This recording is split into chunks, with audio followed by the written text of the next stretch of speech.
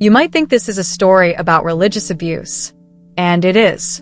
But it's actually a story about how the deepest betrayal I ever faced became the doorway to a love I never knew existed. A love that walked me out of a prison I didn't even know I was in. My name is Aria, and for 3 years, my life was a secret.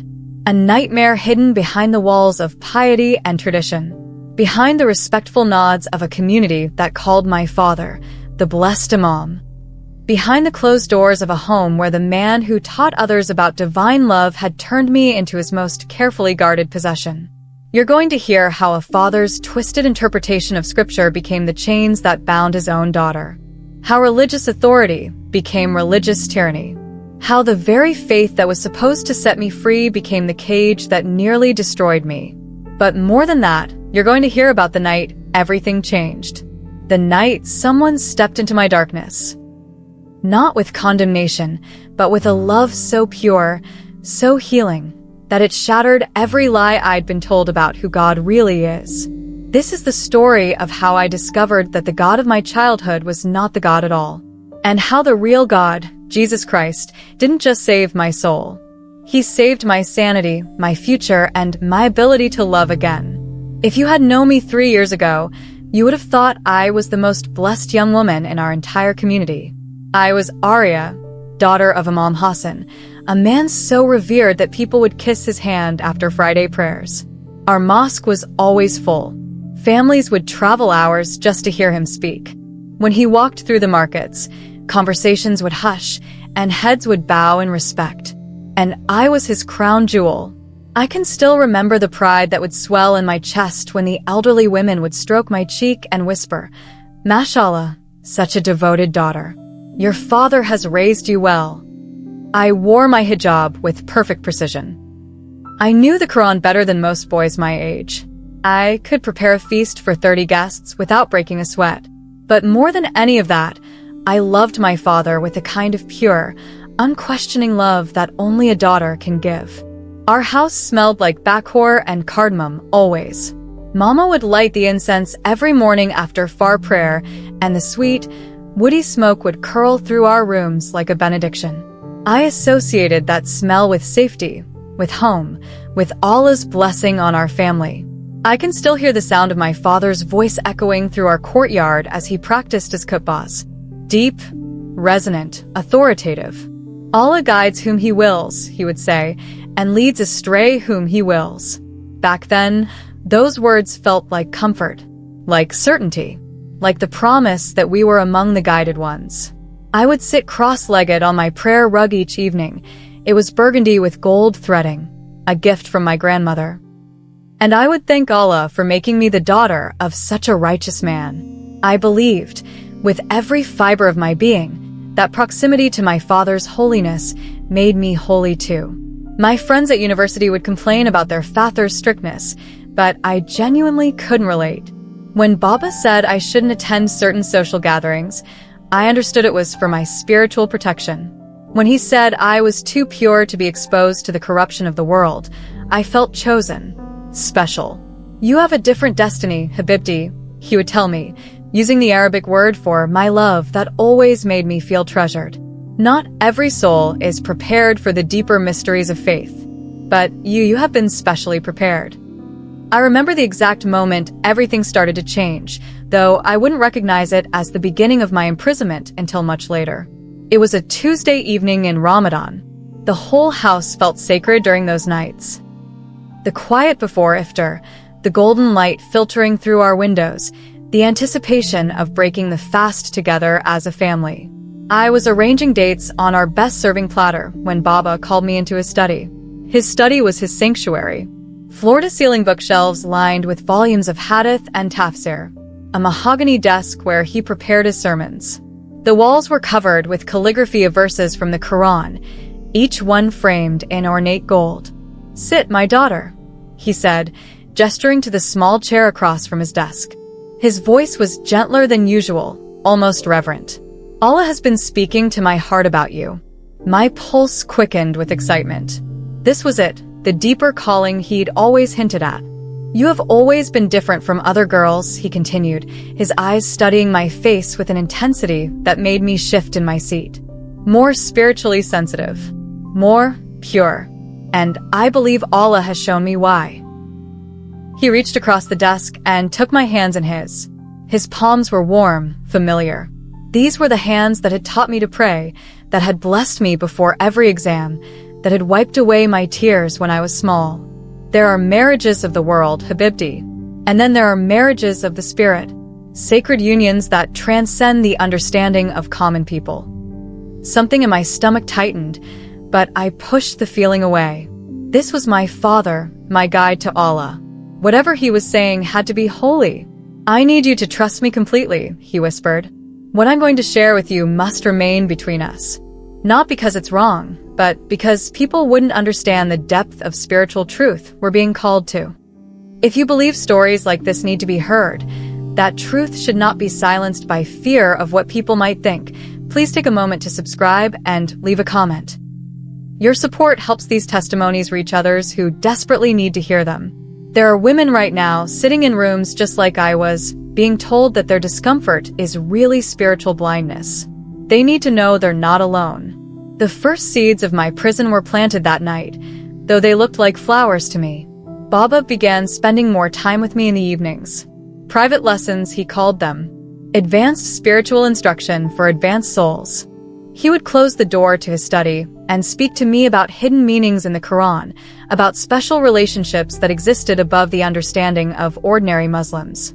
Allah has shown me that you and I have a connection that transcends the typical father-daughter bond, he explained during one of these sessions.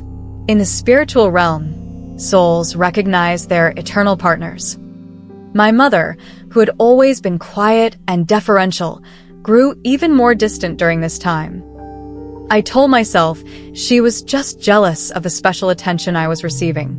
Baba had always said that women could be petty about spiritual matters they didn't understand.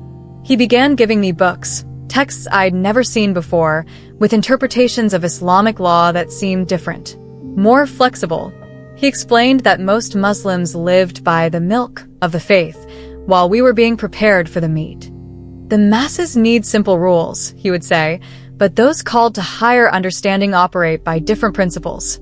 What appears forbidden to the spiritually immature is revealed as permissible, even commanded, to those with deeper insight. I believed him. Of course, I believed him. He was my father, my imam, my guide to Allah. When he told me that our special bond was being sanctified by heaven itself, I felt honored to be chosen for something so far above ordinary experience. Looking back now, I can see how carefully he built the cage around me. How every conversation was designed to separate me further from normal relationships, normal understanding, normal protection.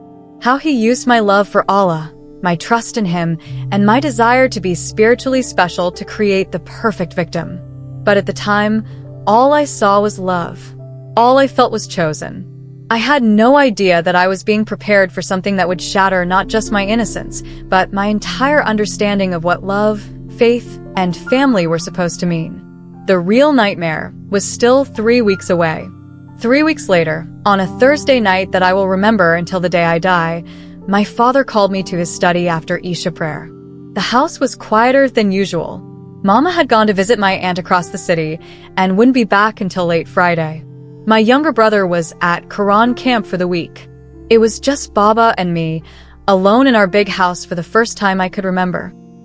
I knocked softly on his study door, my heart still full of that innocent excitement I always felt when he wanted to share spiritual insights with me. Komein Abibti. But something was different the moment I stepped inside. The usual warm lighting had been dimmed. Baba wasn't sitting behind his desk as he normally did. Instead, he was standing by the window, his back to me, hands clasped behind him. "Close the door," he said without turning around. I did, though my stomach gave a small flutter of unease. "Lock it." The flutter became a knot. "Baba, why do I need to?" Aria. His voice carried that tone I'd been trained never to question. The tone that meant absolute obedience was expected, not discussion. I turned the lock with trembling fingers. He finally faced me, and I barely recognized the man looking back. His eyes held something I'd never seen before, something hungry and determined that made my skin crawl. "Tonight, you step into your true destiny." The knot in my stomach became ice. "Do you remember what I taught you about the different levels of spiritual union?" His voice was soft, almost hypnotic, but there was steel underneath it. How some relationships transcend earthly understanding. I nodded, though every instinct I had was screaming at me to run. "Allah has revealed to me the final step in your preparation." He moved closer, close enough that I could smell his cologne mixed with something else, something sharp and wrong. "You are to become my spiritual wife, my secret bride in the eyes of heaven." The words didn't make sense. They couldn't make sense. "Baba, I don't understand." "You don't need to understand everything at first," he interrupted, reaching out to touch my face with fingers that felt like ice. Abraham didn't understand when Allah commanded him to sacrifice his son. Mary didn't understand when the angel told her she would bear a child. Obedience comes first. Understanding follows. My body was shaking now, violent tremors I couldn't control. "This isn't right. This can't be right." His face hardened. "Are you questioning Allah's revelation? Are you suggesting that your father, your imam, a man who has dedicated his entire life to serving the Most High, would lie to you about a matter of such sacred importance?" The question hit me like a physical blow. Everything I'd ever been taught about respecting authority, about trusting my father's spiritual guidance, about the impossibility of a righteous man leading his family astray, it all crashed down on me at once. "Allah has chosen you for something extraordinary," he continued, his voice growing more intense. "But this honor requires absolute secrecy. The spiritually immature would never understand. They would twist something sacred into something shameful." I wanted to run. Every cell in my body was screaming at me to run. But my feet felt like they were cemented to the floor. "Take off your hijab." "Baba, please. Take off your hijab, Aria." My hands moved without my permission, unwrapping the fabric that had been my crown of modesty, my symbol of devotion to Allah. It fell to the floor like a shed skin. What happened next? I can't give you all the details. Not because I don't remember. I remember everything with a clarity that has haunted my dreams for 3 years. But because some violations of the soul are too sacred to expose completely, even in the service of truth. I will tell you that the man who had taught me that my body was a temple of Allah violated that temple with a brutality that shattered not just my innocence, but my entire understanding of reality. I will tell you that he whispered prayers over me while he destroyed me. I will tell you that when I cried, he told me my tears were evidence of my spiritual immaturity, that truly holy women would rejoice in such sacred union. I will tell you that when it was over, he held me while I sobbed and stroked my hair like he used to do when I was small, whispering, "This is love, Habibti. This is how Allah shows his chosen ones they are special." And I will tell you that this wasn't a one-time explosion of madness. It was the beginning of a new routine. For the next 2.5 years, my life became a carefully orchestrated lie. By day, I was still Aria, the blessed daughter of the righteous Imam. I still wore my hijab to university. I still helped serve tea to the women who came to our house for religious instruction. I still smiled when people told me how lucky I was to have such a devoted father. But by night, or whenever Mama left the house for more than an hour, I became something else entirely. I became my father's spiritual wife, his secret, his prisoner. He created an entire theology around our marriage. He showed me passages from Islamic texts that he claimed supported plural wives within a household. He explained that prophets throughout history had received revelations that seemed strange to ordinary people but were perfectly acceptable to Allah. The prophet himself, peace be upon him, had many wives, he would say. And some of the righteous men in Islamic history had arrangements that would shock the modern mind. But Allah's ways are not man's ways. Every violation was wrapped in religious language. Every assault was called a blessing. Every time I cried or resisted, I was told I was fighting against Allah's will for my life. The worst part wasn't the physical horror, though that was unbearable. The worst part was how completely it destroyed my ability to trust my own mind.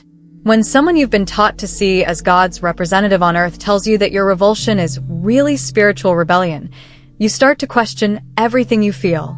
When the man who taught you to pray convinces you that your trauma is really sanctification, you begin to wonder if you're going insane. I try to tell myself that this must be normal, that other daughters in religious families must go through similar initiations, that my discomfort was evidence of my spiritual immaturity, just like Baba said. But late at night, when I was alone in my room with the taste of shame thick in my mouth, I knew this wasn't Allah's will. Every fiber of my being knew this was wrong. The isolation was complete. Baba had systematically separated me from every potential source of help or support. My university friends saw me as the sheltered religious girl who couldn't relate to their problems. My female relatives were kept at arm's length by Baba's insistence that I needed special spiritual protection. Even Mama seemed like a stranger, distant, sad, but completely unwilling to acknowledge that anything in our house might be less than perfect. I tried, once, to hint to my mother about what was happening. It was a Friday afternoon, and she was making bread for the weekend. I stood beside her at the kitchen counter, kneading dough with hands that still shook from the night before. "Mama," I whispered, not looking at her face. Do you think Baba ever asks too much of us?" She went completely still. For a moment, I thought she was going to ask me what I meant. For a moment, I thought she might be the lifeline I so desperately needed. Instead, she put down her rolling pin and turned to face me with eyes that were completely empty. "Your father is a righteous man," she said in a voice like concrete. "Whatever he asks of his family is according to Allah's wisdom. A good daughter doesn't question her father's guidance." She picked up her rolling pin and continued working as if I'd never spoken. That night, I lay on my bedroom floor and stared at the ceiling for hours. The burgundy prayer rug that had once been my place of connection with Allah was folded in the corner, untouched. I hadn't been able to pray in months. Every time I tried, all I could think about was how Allah had apparently chosen this life for me. How the God I'd loved so completely had handed me over to be destroyed. If you've ever felt trapped by systems that claim to protect but actually control, if you've ever been told that your pain is really your spiritual problem, leave a comment saying, "I see you." Sometimes knowing we're not alone makes all the difference. There are people reading this right now who have been told that their trauma is really God's will, and they need to know that lie doesn't define them. I stopped eating regularly. I stopped caring about my appearance. My grades at university plummeted, but I couldn't bring myself to care. What was the point of planning for a future when I was trapped in an eternal present of violation and shame? My body began to shut down in ways I didn't understand. I would have panic attacks in the middle of ordinary conversations. I couldn't tolerate being touched by anyone, not even the casual hand on my shoulder from a classmate or the embrace of a family friend after Friday prayers. Sleep became my enemy. Every night brought the possibility that Baba would come to my room. Every creak in the hallway made my heart rate spike. I started leaving my desk lamp on all night, as if the light could somehow protect me. But the darkest moments came when I was completely alone with my thoughts. Sitting in my room on a Tuesday evening, it was raining outside.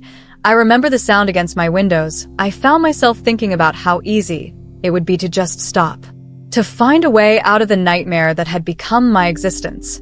I had a bottle of sleeping pills that Mama had given me when my insomnia first started. They were sitting in my desk drawer, innocent white tablets that promised peaceful rest. I found myself counting them, calculating. It would look like an accident. I whispered to my reflection in the dark window. A girl who just couldn't sleep, who took too many pills trying to find peace. I held those pills in my palm for 20 minutes that night. 20 minutes of imagining the relief of never having to hear my bedroom door open again. Never having to pretend to smile when people praised my father's righteousness. Never having to live in a body that had been turned into someone else's property. The only thing that stopped me was the thought that maybe, somehow, there was a God beyond my father's version of God. A God who might have different plans for my life than eternal suffering disguised as spiritual privilege. But I didn't know how to find that God. I didn't even know if he existed. All I knew was that the Allah of my childhood, the Allah who had supposedly ordained my destruction, felt less real to me every day. The prayers I'd once loved felt like empty words echoing in an empty sky. I was spiritually, emotionally, and physically dying, and I had no idea that my rescue was only weeks away. It was a Wednesday night in March, exactly 2 years and 7 months after my nightmare began. I was lying on my bedroom floor again, staring at the ceiling, when something inside me finally broke completely. Not broke like damage, broke like a dam bursting. Broke like a shell cracking open. The house was quiet. Mama was asleep down the hall. Baba was in his study, probably preparing another sermon about Allah's love and mercy, words that had become like knives in my chest every time I heard them. I had spent the evening researching ways to disappear. Not just ways to die, but ways to vanish so completely that no one would ever find my body. I was tired of being afraid, tired of jumping at every sound, tired of pretending to be grateful for my spiritual calling, tired of living in a body that no longer felt like it belonged to me. But lying there on the cold tile floor, something shifted. A thought came into my mind, not in my own voice, but clear and distinct. What if the God who ordained this suffering isn't God at all? I sat up, my heart pounding. Where had that thought come from? What if the Allah of your father is just your father's creation? What if the real God, if there is a real God, has been watching this horror with as much grief as you've been living it? I had never allowed myself to think such thoughts before. They felt blasphemous, dangerous, but they also felt true. I stood up and walked to my window, looking out at the city lights blinking in the darkness. For the first time in years, I spoke out loud, not to the Allah of my childhood, but to whoever might be listening in the universe. If there's a real God out there, I whispered, my breath fogging the glass, if there's a God who isn't the monster my father serves, then please show me. I can't live like this anymore. I can't die like this. But I don't know how to find you. The words came out broken, desperate. I don't even know what you look like. I don't know what your real voice sounds like. But if you exist, if you're real and you're good, then help me. Please, help me. I pressed my forehead against the cool window and closed my eyes, not expecting anything to happen. This wasn't a prayer, really. It was more like the last cry of someone drowning. But then, I can't explain what happened next in a way that will make complete sense to people who haven't experienced it themselves. I can only tell you what I saw, what I felt, what I knew with absolute certainty in that moment. The air in my room changed. It became thicker, warmer, charged with something that made every hair on my arm stand up.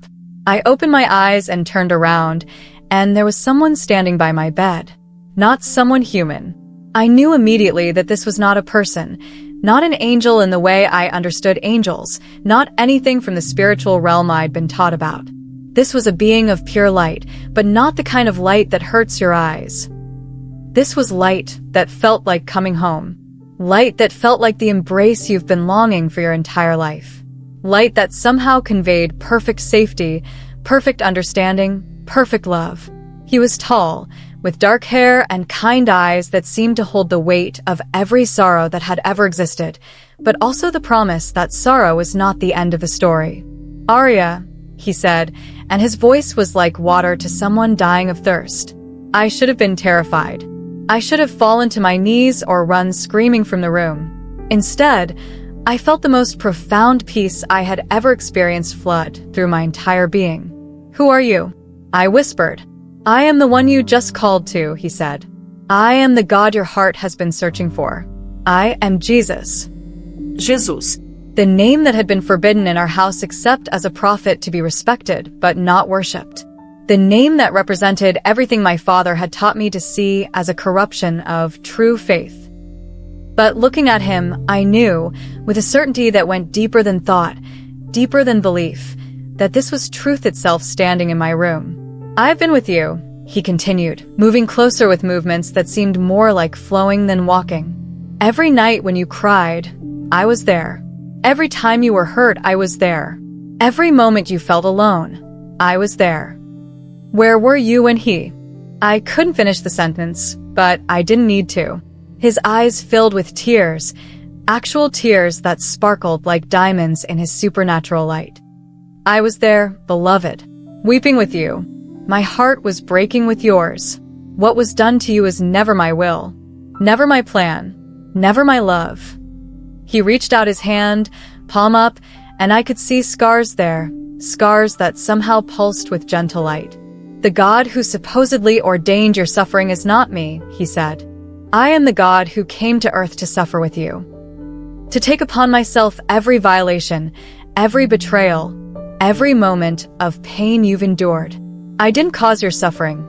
I entered into it so you would never have to carry it alone. Something inside my chest began to crack open, not with pain this time, but with a hope so intense it almost felt like physical warmth. But why didn't you stop it? I asked, the question I'd been afraid to voice even to myself. Because love that is forced is not love at all, he answered. I created beings with the freedom to choose me or reject me, to love or to destroy. Your father chose to use my name to justify his darkness. But his choices are not mine. His actions are not mine. His version of God is not me. If your heart is crying out for something more than empty rituals, something real, something that heals instead of hurts, hit subscribe.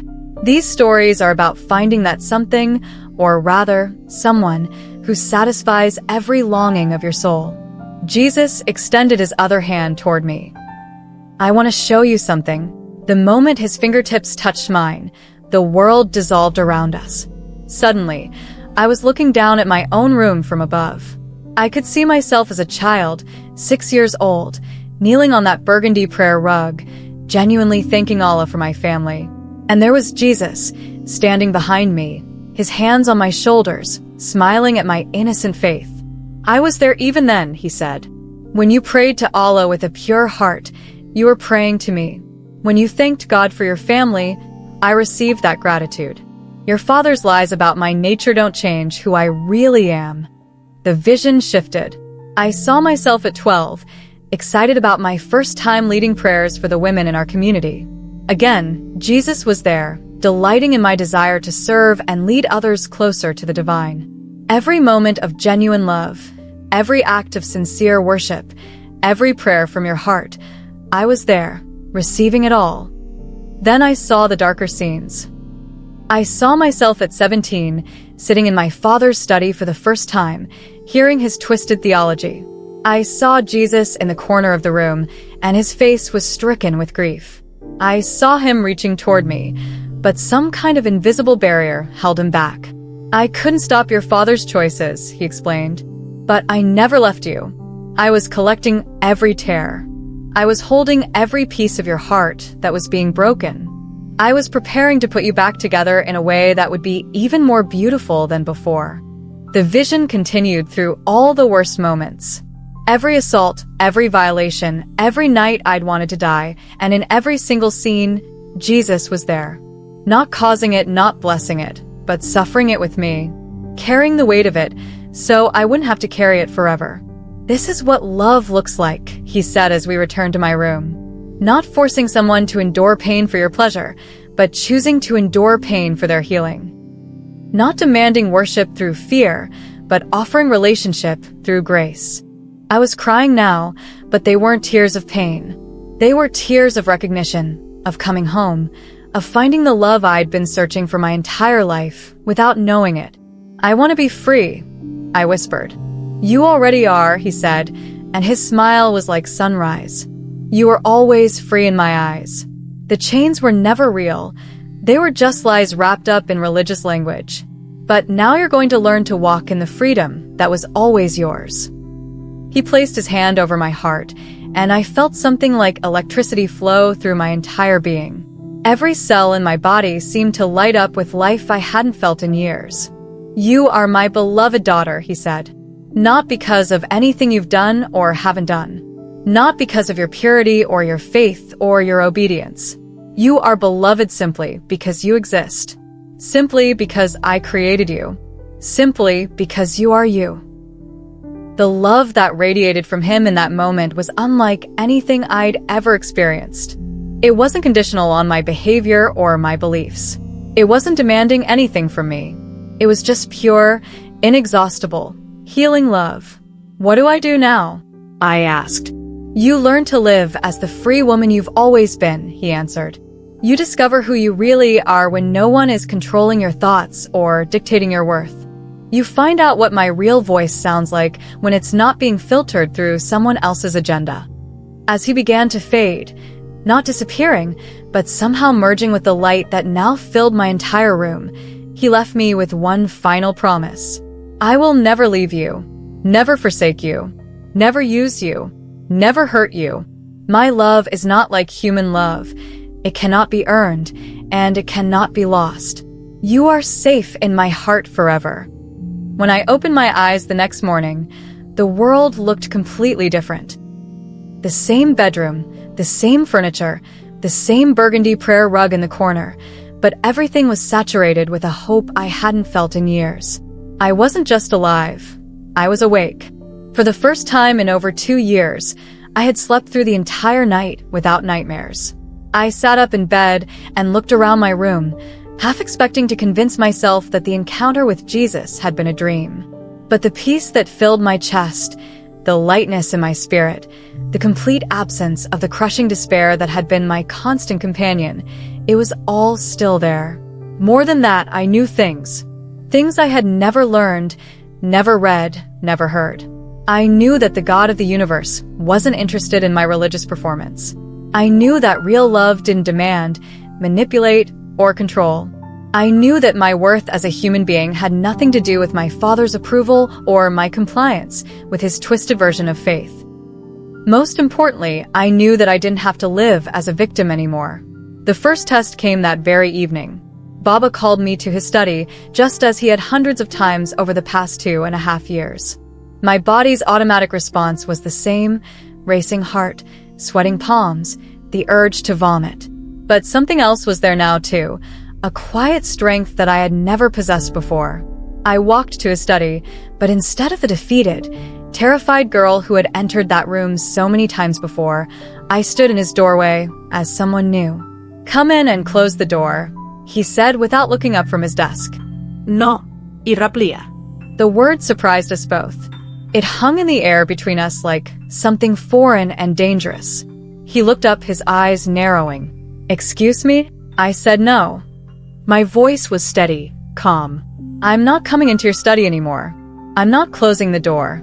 I'm not participating in your spiritual marriage anymore. It's over." His face went through several different expressions: confusion, anger, calculation. Finally, he settled on the manipulative tone that had worked on me for so long. "Aria, Habibti, you're having spiritual warfare. Satan is trying to turn you away from Allah's calling on your life. This rebellion you're feeling, it's not from God." 6 months earlier, those words would have made me question everything. They would have sent me spiraling into guilt and self-doubt. But now they just sounded hollow. "You're right that this isn't from your God," I said, "because your God isn't God at all. Your God is just you, using religion to justify the unjustifiable." He stood up, his face darkening. "How dare you speak to your father this way? How dare you question?" "I'm not questioning my father," I interrupted. "My father died the first night you raped me. The man standing in front of me is just a predator, wearing a religious costume." The word rape hit him like a physical blow. We had never used that word. In his twisted theology, what he had done to me was sacrament, spiritual union, divine calling. But I had learned a new vocabulary the night before, the vocabulary of truth. "Get out of my house," he whispered, his voice shaking with rage. "Gladly." I turned and walked away, leaving him standing in his study surrounded by all the religious books and texts he had used to justify destroying his own daughter. I packed a single bag that night, just clothes and the few possessions that actually belonged to me. As I folded my things, I felt like I was preparing for a journey to a country I had never seen but somehow recognized as home. Mama found me packing and stood in my doorway, silent tears streaming down her cheeks. "I'm sorry," she whispered. It was the first time she had ever acknowledged, even indirectly, that something in our house was wrong. "I forgive you. I said, and I meant it. But I can't stay here and pretend this is normal anymore. She nodded and left without another word. I walked out of that house at 11:47 p.m. on a Thursday night, with no money, no plan, and nowhere to go. But I wasn't afraid. For the first time in years, I felt more free than scared. The next few weeks were some of the hardest and most beautiful of my life. I stayed in a women's shelter at first, then with a Christian family I met through a crisis hotline. They didn't ask questions about my background or try to pressure me into any particular beliefs. They just loved me in the most practical ways, with food, safety, patience, and acceptance. It was through them that I got my first Bible. I don't know if you're interested, Maria, the mother of the family, said one evening, but this book, it's helped me understand who God really is. Not religion, not rules, just Him. I took the small, leather-bound book with trembling hands. I had been told my entire life that the Bible was corrupted, unreliable, a distortion of God's true revelation. But as I opened it and began to read the words of Jesus in the Gospels, I felt the same overwhelming recognition I had experienced in my bedroom that night. This was the same person who had visited me. The same voice, the same love, the same truth. I devoured those pages. I read about a God who defended the marginalized, who challenged religious leaders who used their authority to harm others, who called himself the Good Shepherd because he laid down his life for his sheep instead of devouring them. Every word felt like healing medicine for wounds I didn't even know I had. If Christ has transformed your life from darkness to light, if He's rescued you from lies that were disguised as truth, share this video. Your simple act of sharing might be the bridge someone needs to cross from death to life. There are people in your network who need to hear that freedom is possible. 3 months after leaving home, I made the decision to be baptized. It was a Sunday morning in June, and the church by the river was hosting baptisms. I had been attending their services for weeks, not because anyone pressured me, but because I was hungry for community that didn't feel like performance. Standing waist deep in that river, with Pastor David preparing to lower me under the water, I felt like I was finally letting go of the last pieces of my old identity. "Aria," he said, his voice carrying over the gentle sound of flowing water, "do you confess Jesus Christ as your Lord and Savior, and do you commit to following Him all the days of your life?" "I do," I said, and the words felt like the first completely honest thing I had ever spoken. As the water closed over my head for those brief seconds, I felt like everything that had been done to me, every lie I had believed about God, every moment of shame and fear, it all stayed under the water when I came back up. When I emerged, gasping and laughing, I was someone new. Not because of the ritual itself, but because of the reality it represented. I was dead to the old life and fully alive in the new one. That was 18 months ago. Today, I spend my days doing something I never imagined would be possible, helping other women find the same freedom I discovered. On my desk is that same leather-bound Bible Maria gave me, now marked up with notes and highlighted verses.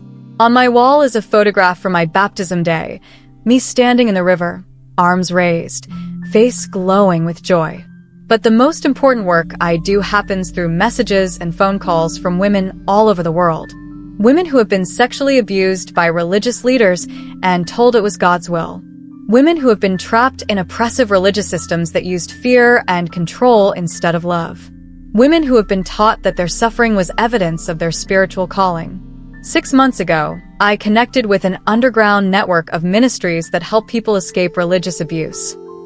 I started sharing my testimony, first in small support groups, then through online platforms that reach women who can't safely seek help in their own communities.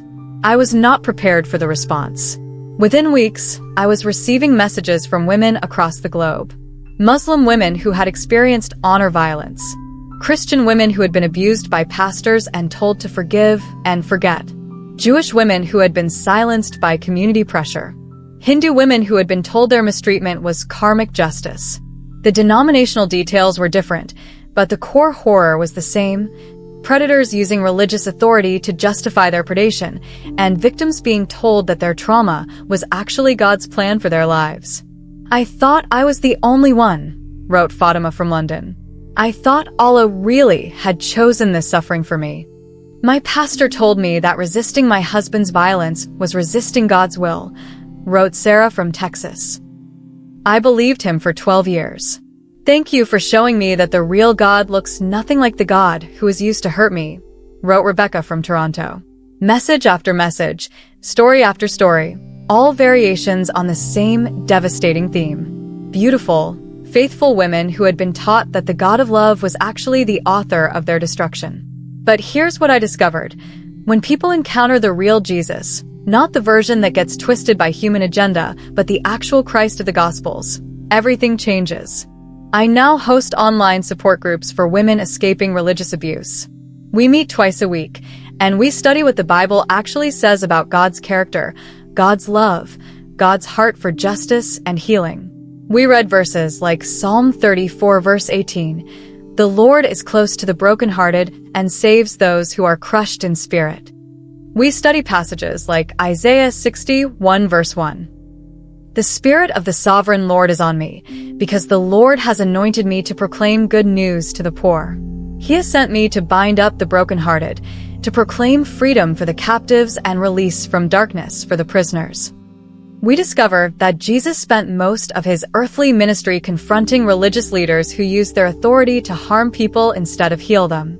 And slowly, beautifully, these women begin to understand the same truth that set me free.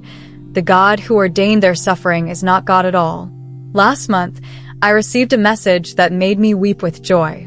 Aria, it said, "My name is Zara, and I'm writing this from my new apartment. 3 months ago, I was trapped in a marriage that my Imam father had arranged with a man who beat me and told me it was my spiritual discipline. I found your testimony online at 2 a.m. when I was planning to kill myself. When you described meeting Jesus, I cried for 2 hours because I knew I had been longing for that kind of love my entire life.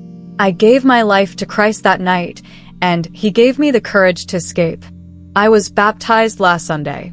Thank you for showing me that real love doesn't look like suffering disguised as sanctification. This is why I do this work. This is why I share my story again and again, even though it's painful to relive. Because there are women sitting in rooms right now being told that their trauma is actually God's favor, and they need to know that's a lie. They need to know that the real God, Jesus Christ, is the one who enters into our suffering to heal it, not the one who causes our suffering to sanctify us. They need to know that love doesn't demand, manipulate, control, or harm. Real love protects, cherishes, honors, and frees. They need to know that Jesus Christ is not another religious system or set of rules to follow. He is a person who wants a relationship based on love, not fear. And most of all, they need to know that no matter what has been done to them, no matter what lies they've believed about themselves or about God, no matter how deep their wounds or how long they've been trapped, they are not too damaged to be loved completely. Every notification you enable, every comment you leave, every share you make helps rescue another soul from the kingdom of darkness. Subscribe if you believe every person deserves to know the love of Christ.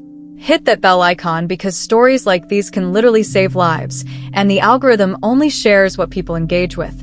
If you're listening to this and you recognize yourself in my story, if you've been told that God ordained your suffering, if religious authority has been used to harm you, if you've been trapped in systems that call control love, I want you to know something. You are not alone. You are not crazy. Your pain is not God's will for your life. And Jesus Christ, the real Jesus, not the version that gets twisted by human agenda, is waiting to meet you exactly where you are, with exactly the love you've been searching for your entire life. He doesn't want your religious performance. He doesn't want your fear-based obedience. He doesn't want to use you or control you or demand anything from you. He just wants to love you completely, unconditionally, eternally. The same Jesus who visited me in my bedroom that March night is the same Jesus who is available to you right now. You don't have to clean up your life first. You don't have to understand theology or prove your worthiness or demonstrate your faith. You just have to be willing to let love himself love you. If you're ready for that, if your heart is crying out for the real God instead of the false versions that have been used to hurt you, just talk to him. Right now, wherever you are, tell him you want to know who he really is. Tell him you're tired of the lies and ready for truth. Tell him you want the freedom and love and healing that only he can give. He's listening. He's been listening your entire life, waiting for this moment when you would choose him over the systems and people who claim to represent him, but were actually representing something else entirely. Choose Jesus. Choose freedom. Choose love. Choose life. The truth is available. Freedom is possible. Love is real. And his name is Jesus.